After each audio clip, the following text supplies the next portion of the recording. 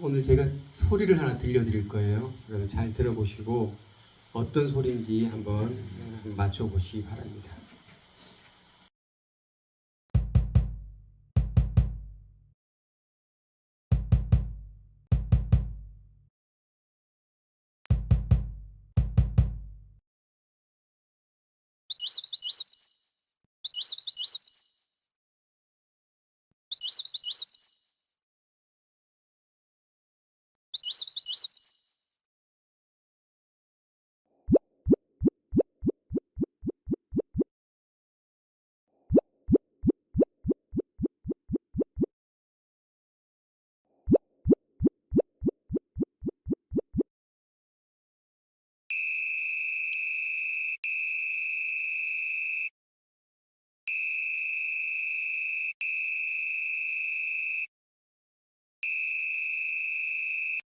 그럼 어떻게 무슨 소리인지 판단할 수 있었나요? 예. 여러분 우리가 이렇게 소리를 들으면 어떤 소리일까 상상을 하게 되고 내가 알고 있는 소리를 추적합니다. 예. 그래서 우리의 지식과 우리의 경험과 우리의 상황에 따라서 이게 무슨 소리인지를 파악하게 되는 것입니다. 오늘 저는 이 본문의 말씀을 가지고 이런 제목을 정했습니다. 어떤 소리가 성령의 소리인가? 어떤 소리가 성령의 소리인가? 라는 제목으로 하나님의 말씀을 전하도록 하겠습니다. 자, 오늘 또 다른 소리를 들려드릴 거예요. 성경에서 나오는 소리입니다. 예, 어떤 소리가 성령의 소리인지 한번 잘 들어보시기를 바랍니다. 내가 만일 하나님의 아들이거든 명하여 이 돌들로 떡덩이가 되게 하라. 이 소리가 성령의 소리인가요? 너는 일어나 저 큰 성읍 니느웨로 와서 그것을 향하여 외치라. 그 악독이 내 앞에 상달되었음이니라. 이 소리가 성령의 소리입니까? 이제 내가 너를 바로에게 보내어 너에게 내 백성 이스라엘 자손을 애굽에서 인도하여 내게 하리라. 이 소리는 성령의 소리입니까? 일어나라. 우리를 위하여 우리를 인도할 신을 만들라.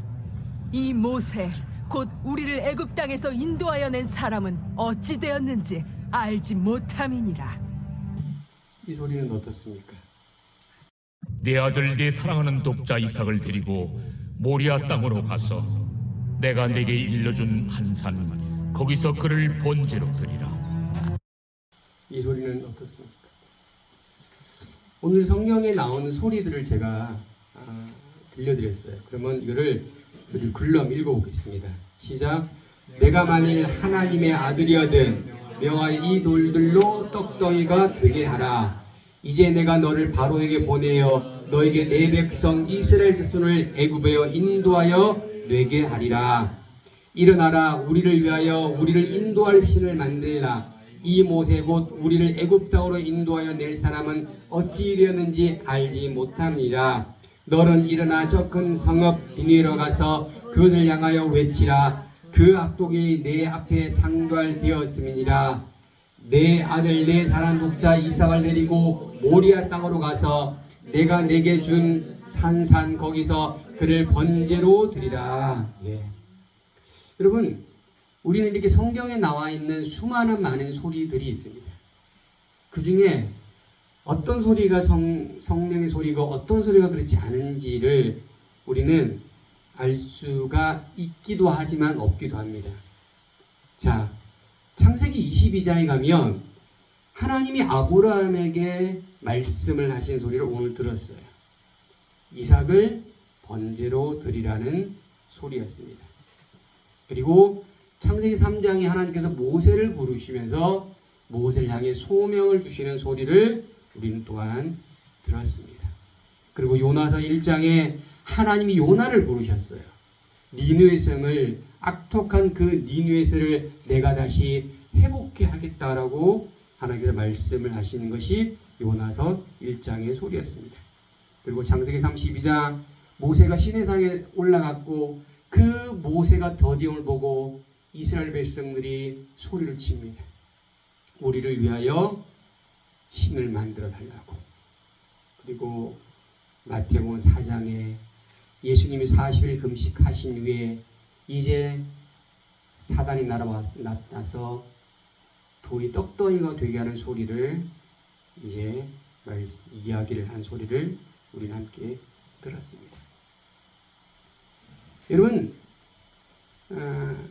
출애굽기 32장과 마태복음 4장은 인간의 소리였고 사단의 소리였습니다. 그런데 오늘 제가 서두에 세 번째 드렸던 창세기 22장, 그 다음에 출애굽기 3장, 요나서 1장의 소리는 성령의 소리입니다.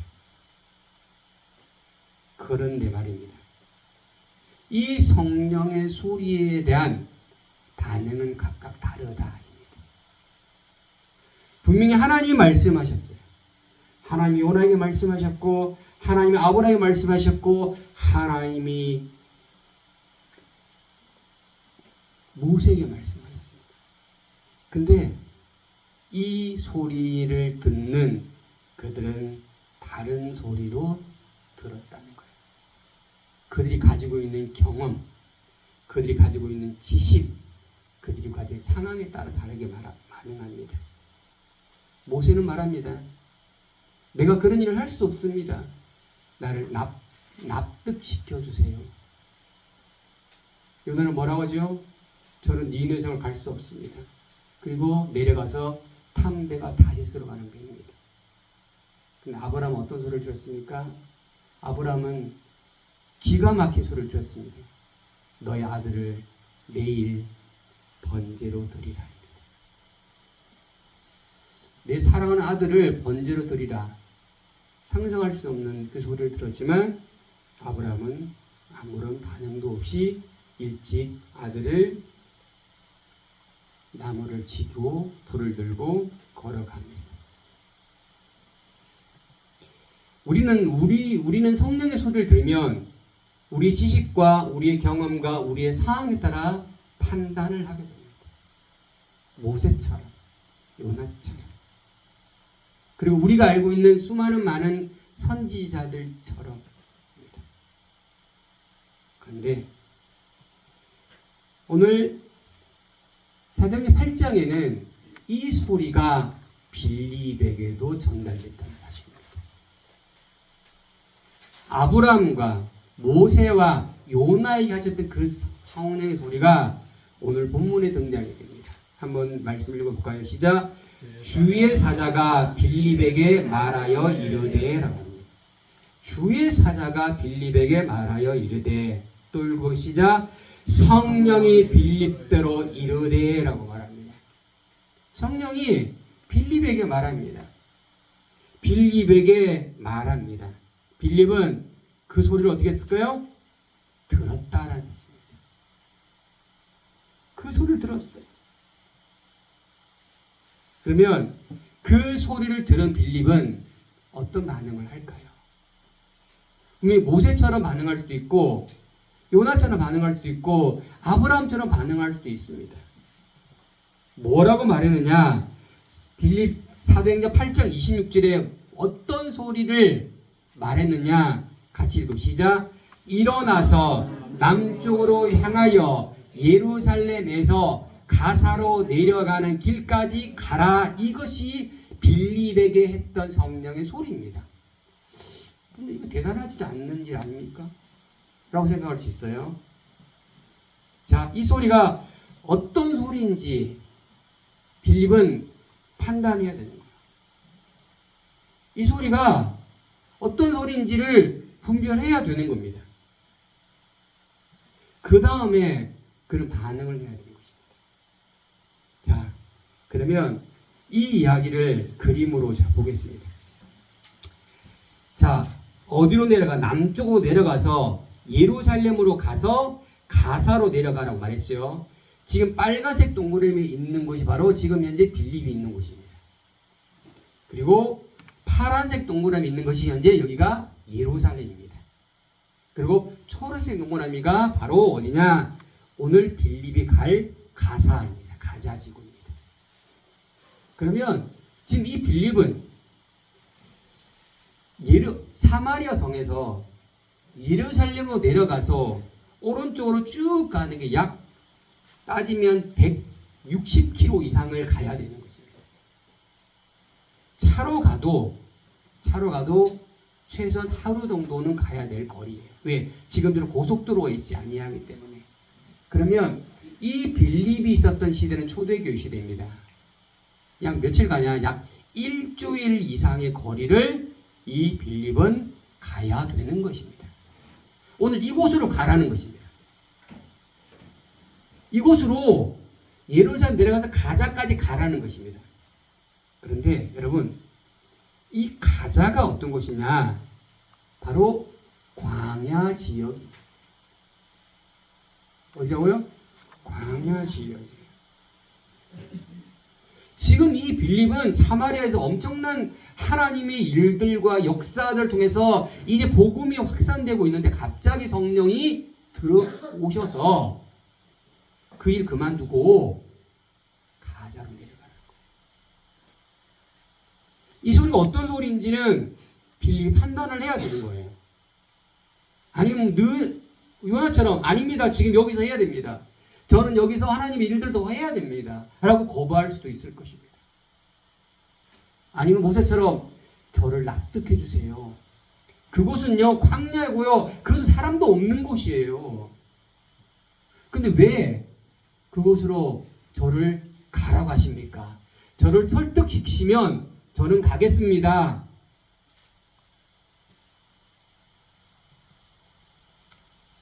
빌립이 어떤 반응을 했을까요? 같이 말씀을 읽어요. 시작. 일어나 가서 보니입니다. He rose and went. 그가 일어났어요.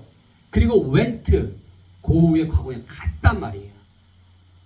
그가 일어났고 그는 갔답니다. 성령에게 어떤 설득과 납득을 요구한 것이 아니고 그는 그 소리를 듣고 그가 한 것은 일어났고 그가 한 것은 갔다는 것입니다. 약 7일에 걸쳐서 그는 가야 되는 길을 그냥 갔다는 것입니다.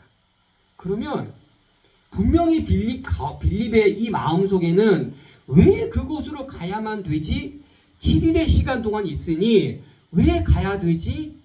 왜 광야로 가야 되지? 왜 아무도 없는 그곳으로 가야 되지? 라는 수없는 생각이 그의 마음을 스쳐갈 수도 있을 거라고 생각합니다.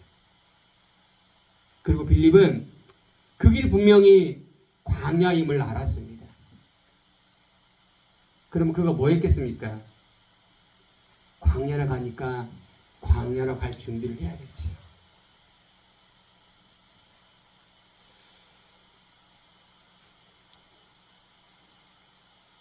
그곳에 가보니 광야였습니다.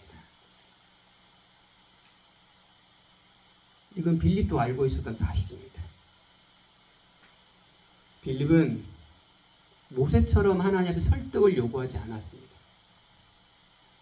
자신의 생각이 이해가 되지 않았어요. 합리적이지 않았어요. 자신의 경험에는 분명히 사마리아에서 더 많은 일을 할 수 있었다라고 생각하지만 그는 그 경험을 접어두었습니다. 그리고 광야의 길을 간 것입니다. 만약에 우리에게 하나님이 이렇게 말씀하신다면 여러분 어떤 것을 선택하시겠습니까? 저 납득시켜 주십시오. 하나님 소리 알겠습니다. 제가 이해할 수 있도록 도와주세요. 내가 왜 그 길을 선택해야만 되는지, 내가 왜 그 길을 가야만 되는지, 왜 그 광야 길로 그렇게 가야만 되는지. 여기 수많은 많은 사람이 있잖아요. 이거 다 포기하고요? 글로 가야 됩니까? 하나님이 이스라엘 백성들을 모세를 통해서 출애굽을 시켰습니다. 그들은 생각했습니다. 하나님이 이끄는 길이니 얼마나 안락한 길이고 얼마나 유택한 길이고 얼마나 좋은 길인가. 근데 그 길이 어떤 길이었습니까? 광야의 길이었다는 사실입니다. 그들이 출애굽을 했습니다. 고통에 있는 애굽에서 출애굽해서 그들이 도착한 길은 광야의 길이었다는 사실을 기억하십시오. 이것이 아닌데, 분명히 하나님이 이끈 길인데, 그는 참았습니다. 하루를 참았습니다. 이틀을 참았습니다. 그리고 우리 한국 속담 참을림 셋을 했습니다. 참을림 셋이면 죽음을 명한다니 참을림 3번을 참았습니다. 3일이 지났습니다. 그들은 입을 열어 원망하기 시작합니다. 모세를 원망하고 하나님을 원망합니다. 출애굽했으면 좋은 길 주시고 알랑한 길 주시고 평안을 주시고 먹을 거 주시고 물도 마음껏 쓰게 주시고 주셔야지 요 모양 요 꼴로. 근데 빌립도 광야를 도착한 것입니다.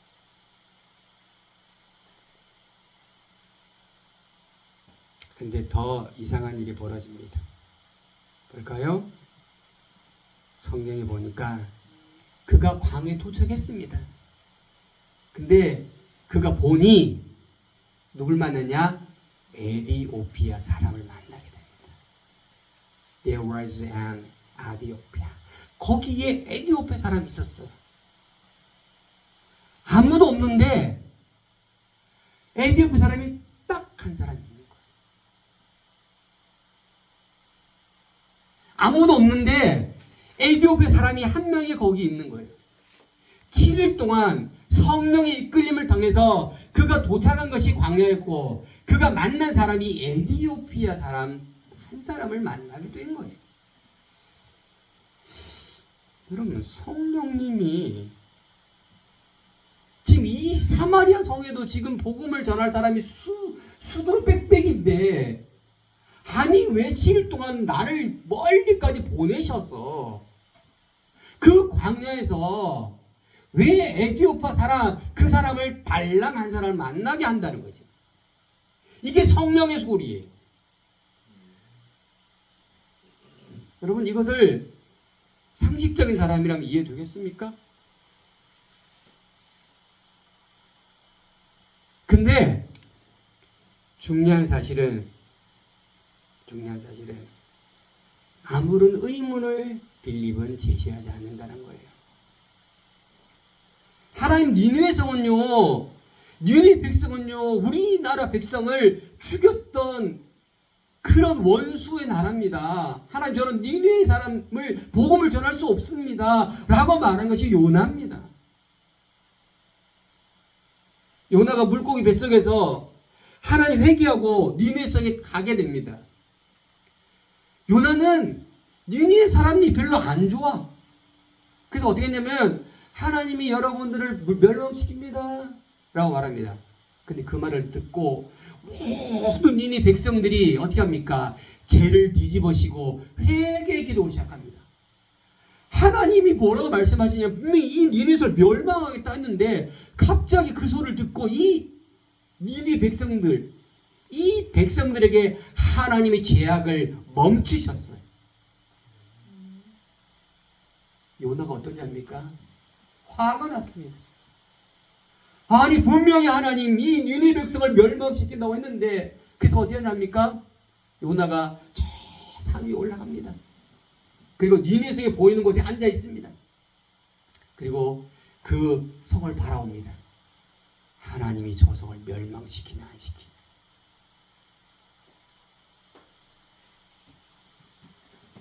햇볕이 너무 잽니다. 너무 햇빛이 돼가니까 이 요나가 너무너무 고통스러워요. 하나님 그곳에 뭘 보냈죠? 나무 덩굴을 보냅니다. 이 나무 덩굴이 요나를 감싸주고 햇볕을 막아주는 거예요. 그러니까 얼마나 안락해. 그리고 하루를 지나서 니느웨 성을 바라보고 이틀이 지나서 니느웨 성을 바라봅니다. 니느웨 성은 안 멸망하는 거예요. 근데 어느 날 갑자기 이 나무가 말라 비틀어 죽습니다. 그리고 요나는 말합니다. 하나님, 이 나무까지 하나님이 죽이십니까? 하나님 뭐라 말씀하시죠? 네가 이 나무를 사랑하냐? 그럼 내가 너 저 백성을, 내 백성을 사랑하지 않는 것이 어떻게 잘못됐느냐? 여러분, 빌립은 지금 7일에 걸쳐가지고 고생 해가지고 지금 도착한 이곳이 광야고 이곳에 사람을 만난 것이 달랑 에디오피 사람이에요. 거머죽죽한 사람입니다. 그럼 빌립은 어떤 사람이었습니까? 성령이 충만한 자였습니다. 어떤 자였습니까? 지혜가 충만한 자였어요. 어떤 자였습니까? 믿음이 충만한 자였습니다. 자, 볼까요? 그러면 왜 성령님은 이런 일을 빌립에게 말씀하시고 요구하시고 행하게 하셨나? 이 성령님 마음속으로 들어가 보도록 하겠습니다. 자, 여기 보십시오. 에디오피가 어디냐? 바로 빨간색 동그라미예요. 지금 현재 파란색 동그라미가 현재 가사입니다. 여기가 지금 빌립이 이 에디오피를 사람을 만난 곳입니다. 그리고 초록색 동그라미가 예루살렘입니다. 그 위에가 사마리아 성입니다. 이 파란색 동그라미 누굴 만났다고 그랬죠? 누굴 만났어요? 에디오피아 사람을 만났다는 거예요. 에디오피아 사람 만났다는 거예요. 자, 이 에디오피아는 성에 보면 누굴 소개하느냐? 바로 공주의 재정을 담당하는 메시라고 지금 소개하고 있습니다. 지금 말하면 국가 재정을 담당하는 사람입니다. 굉장히 높은 고위에 있는 사람인 거예요. 이 사람이 현재 어디 왔느냐면 예루살렘에 예배하러 왔은 거예요. 예루살렘에 예배하고 가는 길이 어디냐? 바로 이 가사였다는 사실입니다. 자, 에티오피아에서 예루살렘 거리가 대체 얼마나 멉니까? 지금으로 가는 비행기를 타고 가면 되지만 그 과거는 오랜 시간 몇 달에 걸쳐서 이곳에 가야 되는 거예요. 고위 간부가 굳이 꼭 그곳에 가야만 되는가? 왜 예루살렘까지 가서 예배를 드리고, 지금 출애굽기 32장에는 모세가 도디움을 보고 이스라엘에게 뭐랍니까?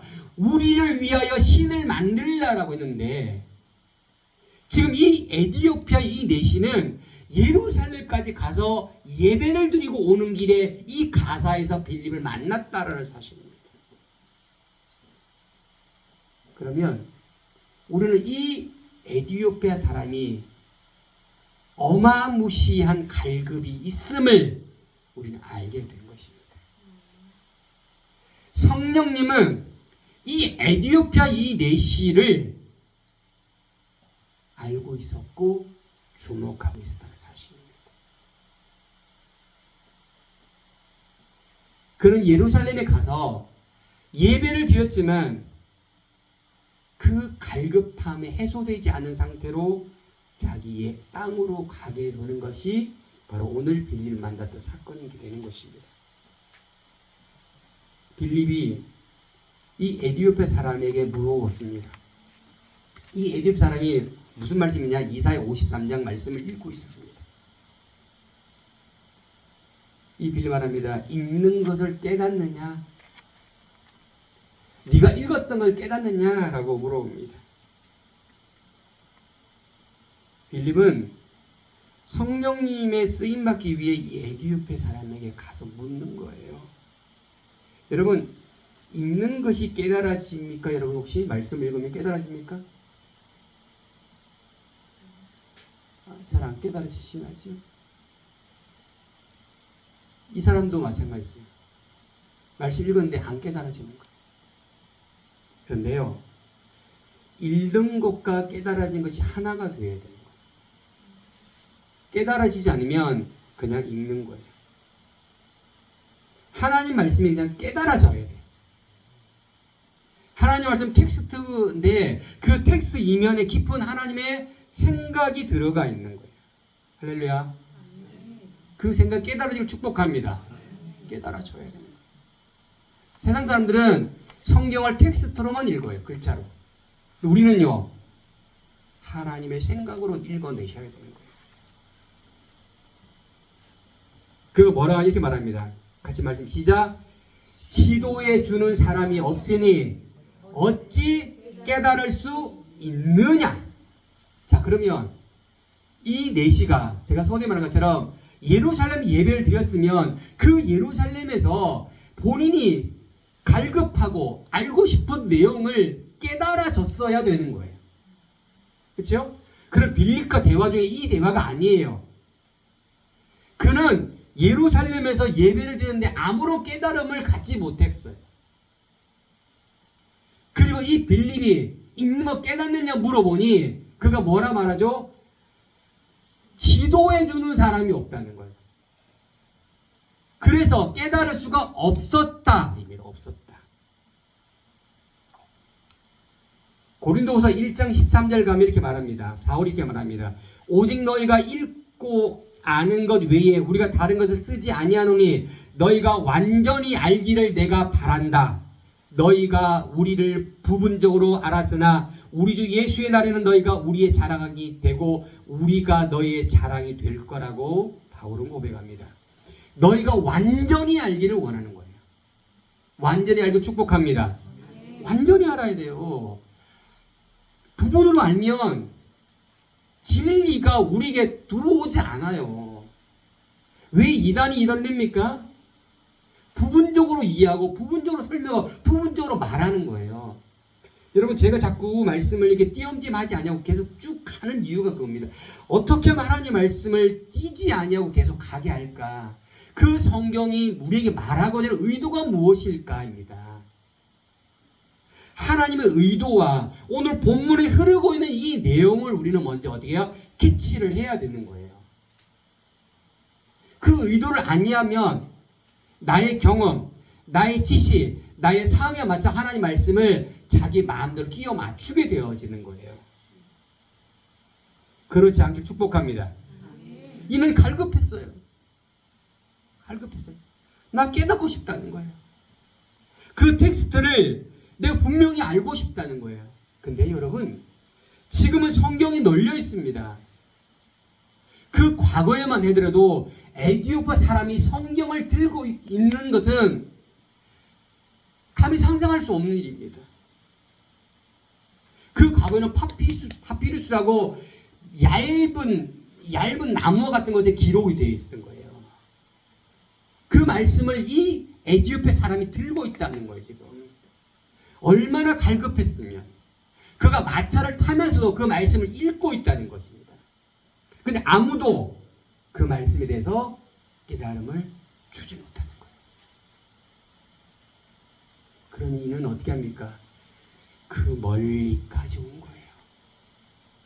몇 달에 걸쳐서 와야 되지 못하는 어쩌면 목숨을 담보하고 와야 되는 이 길을 그는 온 것입니다. 그리고 그는 예배를 드렸고요. 그는 다시 집으로 가고 있는 것입니다. 그리고 우리는 어떻습니까? 얼마나 많은 갈급함이 있습니까?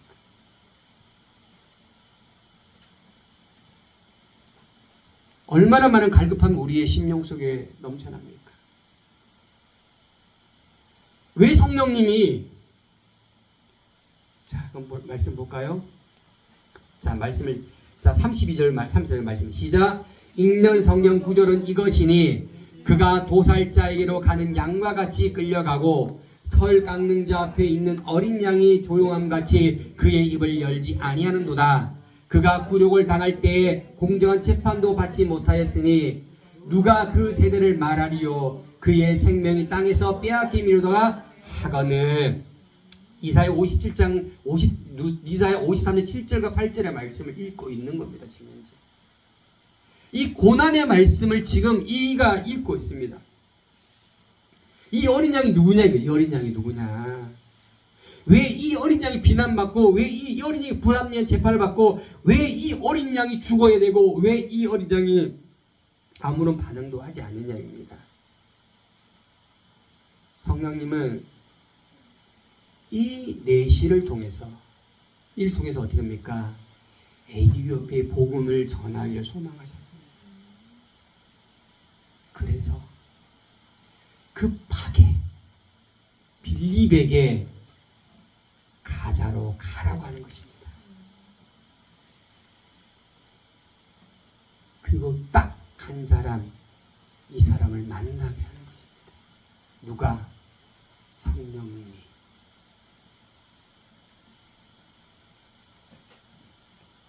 그 광야에서 아무도 만나지 못할 줄 알았지만 성령님은 그 가는 기가 막힌 타임을 맞추셨습니다. 빌립은 가고, 빌립은 내려가고, 이 내시는 집으로 돌아가는 그곳에서 두 사람이 딱 하고 크로스로 만나는 것입니다. 얼마나 기가 막힙니까? 지금처럼 고속도로가 있어가지고 그 길로 가는 것도 아니고 어디로 갈지도 모르는 그 길을 그 사막에서, 그 광야에서 그들은 그렇게 만나는 것입니다. 이것이 누구의 생각이냐? 성령님의 생각이었음을 기억하시 바랍니다. 만약에 빌립이 조금이라도 지체했다면, 모세처럼 자기를 설득해달라고 그렇게 했다면 아마도 이 빌립은 이 에티오피아 내시를 만나지 못했을지도 모르겠습니다. 여러분, 우리에게 수많은 많은 성령님의 소리가 들려집니다. 그것이 성령님의 소리였다고 여러분에게 들려진다면 우리는 어떻게 해야 될까요? 어떻게 하는 것이 맞겠습니까? 자, 다시 말씀이 시작. 그 내시가 빌립에게 말하되 청컨대 내가 묻노니 선지자가 이 말한 것이 누구를 가리킴이냐? 자기를 가리킴이냐? 타인을 가리킴이냐라고 물어봅니다. 여러분, 이렇게 말할 정도면 얼마나 갈급한지, 제가 왜 갈급하다는 얘기를 앞선에 했는지를 이해하십니까? 이 사람은 너무나 많은 갈급함을 가지고 이곳에 온 거예요. 이걸 해결하지 않으면 자신의 삶이 안 되기 때문에 그는 이곳에 온 겁니다. 자, 볼까요? 빌립이 어떻게 하냐입니까? 예수를 가르쳤습니다. 빌립이 어떻게 하냐입니까? 복음을 전했습니다. 할렐루야. 그는 어린 양이 누구인지, 예수가 누구인지, 복음이 무엇인지를 정확하게 분명하게 알려주었다는 사실입니다. 이 내신에 그걸 알고 싶었던 거예요. 예수가 누구냐, 복음이 뭐냐, 이거를 분명하고 명확하게 알려줬습니다.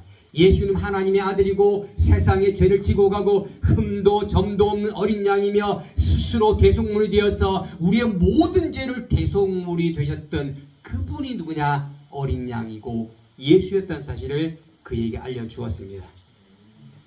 그리고 어떤 것이 참 복음인지를 그에게 알려주었습니다. 이것 하려고 성령님이 빌립을 보냈다는 사실입니다. 딱 한 사람 만나게 하는 거예요. 딱 한 사람. 수많은 많은 사람을 제쳐놓고 이곳에 오게 한 거예요. 이곳에. 아니, 수많은 군중을 다 냅두고 이곳에 에티오피아의 그 내시를 보러 가게 한 겁니다.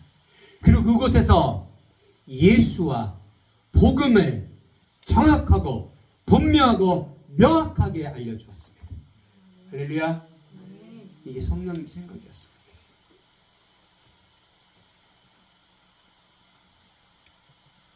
말씀 같이 있는 시작. 길 가다가 물이 있는 곳에 이르러 그 내시가 말하되 보라, 물이 있으니 내가 침례받음에 무슨 꺼리낌이 있느냐. 믿음이 그의 심령 속에 생겼습니다. 그리고 그는 어떻게 합니까? 침례를 받기를 소망했습니다. 이것이 성령의 역사입니다. 이것이 믿음의 확정성이고 이것이 바로 하나님의 사역이 이루어짐인 것입니다. 이 메시를 통해서 에디오피가 어떻게 됩니까? 복음으로 변화가 되는 거예요. 빌립은 이렇게 성령님의 도구로 쓰임을 받았습니다. 할렐루야. 하나님의 일에 있어서 쓰임을 받느냐 안 받느냐가 중요하지, 맞냐 적냐는 하나도 중요하지 않습니다. 무슨 말인가 이해되십니까? 쓰임을 받느냐 안 받느냐가 중요하지, 높냐 낮냐 많냐 적냐가 하나도 중요하지 않다는 거예요. 쓰임받은 빌립이에요. 할렐루야. 이는 하나님의 역사를 이룰 수 있는 중요한 전환점에 메시를 만나게 성령님의 인도를 그는 받았다는 사실입니다.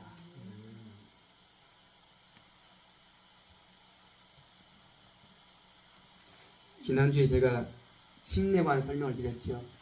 침례가 무엇이죠? 자기가 죽는 겁니다. 침례가 뭐죠? 예수와 함께 죽는 겁니다. 침례가 뭐죠? 다시 사는 겁니다. 침례가 뭐죠? 예수와 함께 사는 것. 할렐루야. 이게 침례입니다. 이게 물침례고 이것이 성령의 침례예요. 같은 의미입니다. 우리가 침례를 받고 세례 받는 것은 죽는 거고 다시 사는 거예요. 누가 함께? 예수 그리스도와 함께.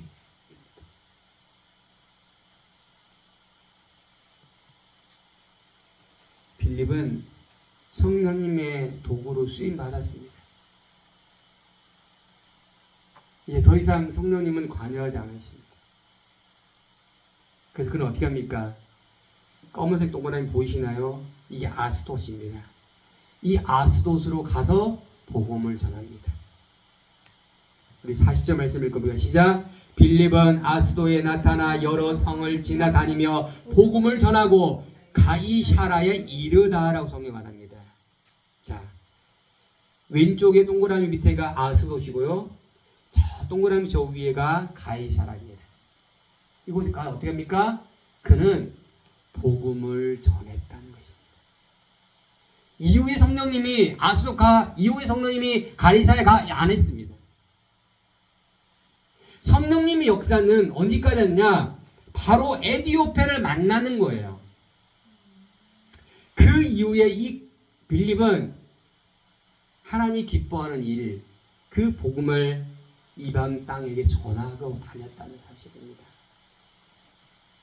바로 이곳이 아스돗입니다.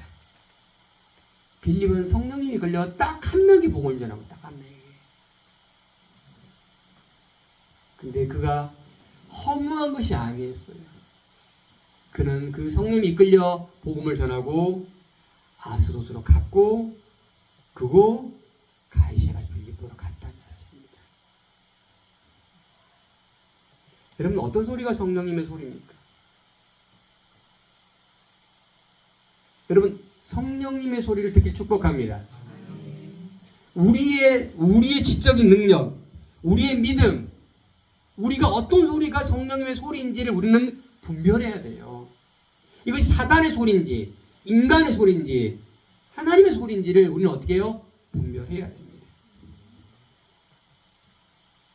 그러면 내가 들은 성령님의 소리가 맞다면 우리가 취할 태도가 뭡니까? 모세처럼 하나님 납득시켜 주세요 이것입니까? 아니면 요나처럼 하나님 도저히 하나님은 그 하나님의 소리를 받아들일 수 없습니다 합니까? 아니면 모세와 빌립처럼 아무런 반응도 하지 않냐고 쓰임받는 도구가 되는 행동을 취할 것입니까? 빌립을 통해서 성령님은 일을 하셨다는 사실을 기억하십시오. 그가 준비되지 않았다면, 그가 성령이 충만하고 믿음이 충만하지 않았다면 분명히 에디오피아의 뇌시를 만나지 못했을 것입니다. 목사님 만나고 안 만나고 중요합니까? 만나고 안 만나고보다 하나님의 그 놀라운 계획 섭리 가운데 일하심에 빌립이 사용되었다라는 사실이에요. 이것이 핵심이에요. 무엇을 했느냐가 중요하지 않다니까요. 하나님의 의도와 계획 가운데 빌립이 그곳에 갔고 그곳에 복음을 전했다라는 사실이에요. 여러분, 우리가 무엇을 하고 안 하고의 문제가 아니고 하나님이 이끄시는 일이라면 그냥 하는 거예요. 두 번째, 그것이 어떤 결과와 어떤 것이 나오는 것은 우리의 책임이 아니라니까요. 우리가 해야 될 일은 성령의 도구로 쓰임 받았느냐 안 받았느냐 이거예요. 결과가 나오느냐 안 나오느냐는 우리가 해야 될 일이 아닌 거예요.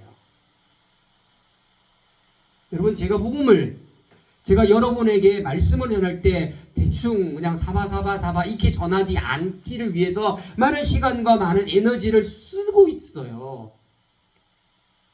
아마 여기에 1000명이 있다면 더 많은 열정을 해야 된다고 생각합니까? 그게 아니라니까요. 쓰임 받느냐 안 받느냐 이겁니다. 핵심은 그거예요. 내가 하나님의 도구가 되느냐 안 되느냐의 문제지 많냐 적냐 높냐 낮냐는 하나님 보실 때 아니라니까요. 아니라니까. 우리의 생각에는 높고 낮고 많고 적음이 중요한 포인트지만 하나님은 그런 포인트가 아니라고요. 왜 수많은 많은 사마리아 성에 있는 사람들 두고 딸랑 한 명에게 전하게 하시냐 이거죠. 이게 성령의 역사라니까요. 이게 성령 역사예요. 근데 왜 하나님이 그렇게 하시냐 이겁니다. 이게 하나님의 섭리요 계획이니까. 이 계획 속에 빌립은 사용이 되었다. 할렐루야. 이것이 바로 성령 충만한 자의 모습이고 이것이 믿음 충만한 자의 모습인 거예요. 좀 못 가겠어요. 안 하겠어요. 못 하겠어요. 그렇지만 요나는 하게 되잖아요. 그렇지 모세가 하게 되잖아요.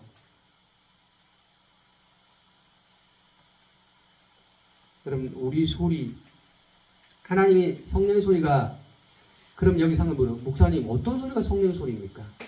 간단합니다. 하나님을 기쁘시게 하는 소리냐, 인간을 기쁘게 하는 소리냐, 간단합니다. 하나님을 기쁘게 하랴, 사람을 기쁘게 하랴, 누구를 기쁘게 하랴. 이 성령이 의도한 바를 분명히 민감하게 듣고 빌립은 그저 받아들인 것입니다. 자기 생각과 자기의 모든 것들을 말하지 아니하고 그냥 그렇게 순복했습니다. 성령님이 여러분 가운데 우리 가운데 전하는 소리가 들렸다면 묻지도 따지지도 말고 순복. 할렐루야. 묻지도 따지지도 말아야 되는 거예요. 물어볼 필요가 없는 거예요. 따질 필요가 없는 거예요.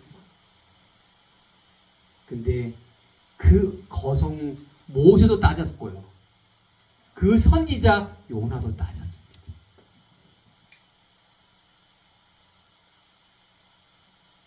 하나님 우리를 통해서 어떻게 해요? 하나님의 일들을 계획하심을 기억하십시오. 그리고 그 계획 속에 우리는 어떻게 된다고요? 순복하시면 하나님의 도구가 되는 것입니다. 그럼 우리는 어떻게 해요? 성령의 소리를 듣는 성령 충만한 자가 되어지는 것입니다. 우리 모두가 이렇게 되기를 예수 이름으로 축복합니다. 축복합니다.